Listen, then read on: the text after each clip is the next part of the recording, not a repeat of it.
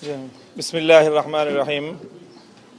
আজকে আমাদের 11 দলীয় নির্বাচনী ঐক্যের যে প্রক্রিয়া চলছে, সেই 11 দলের একটা বৈঠক ছিল।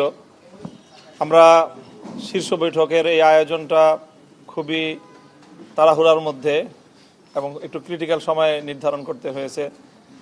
নেতৃবৃন্দ দেখা গিয়েছে অনেকেই সারা রাত এগুলো নিয়ে দৌড়ঝাঁপ করেছেন, আলোচনা করেছেন। তো রাতের গভীরে সিদ্ধান্তটা ফাইনাল করতে হয়েছে এবং সবাইকে সময় মতো অবহিত করা সম্ভব হয় নাই। তো সেই হিসাবে এই জায়গাটায় একটু গ্যাপ ছিল, সবাই সময় মতো উপস্থিত হতে পারেনি। এরপরেও আমরা ম্যাক্সিমাম প্রায় 10টা দলই এখানে উপস্থিত হয়ে এই বৈঠকটা আমরা সম্পন্ন করেছি।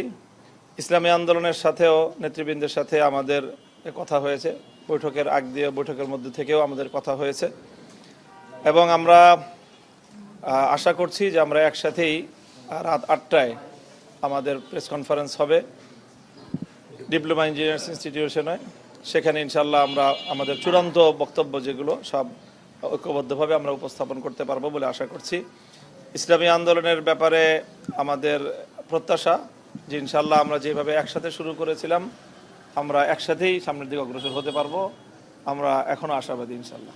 একটি বিষয় উঠে আসছে, মানে একটু আগে যখন আমরা খেলাফতে মজলিসের নায়েবে আমির ওনার সাথে কথা বলছিলাম, আজকে বৈঠকে আপনারা 45টি আসন সমঝোতার ব্যাপারে 45টি আসন কোথায় দেওয়া হচ্ছে ইসলামী আন্দোলনকে, এরকম একটি আলোচনায় এসেছেন, একটু যদি বলেন। এই বিষয়গুলি আমরা অফিসিয়ালি এখনো পরিপূর্ণ ফাইনাল করছি না, যেহেতু আমাদের রাত 8টার সময় আমাদের প্রেস কনফারেন্স আছে।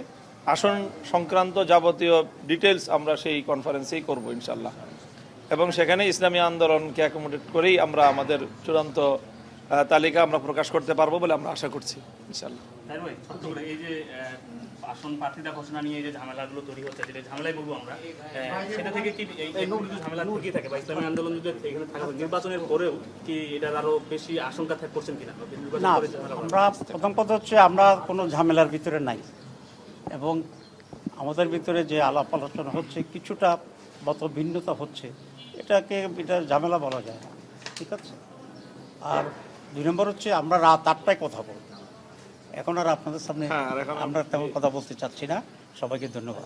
ছোট্ট করে যেটা হচ্ছে যে আমরা যতটুকু শুনেছি যে যদি ইসলামী আন্দোলন এসে থাকে তাহলে 300 আসনের ঘোষণা হবে, না হলে 250 আসন। আসলে না আসলেও কি 300 আসন করবে না 250 থাকবে? এটা রাত 8টায়।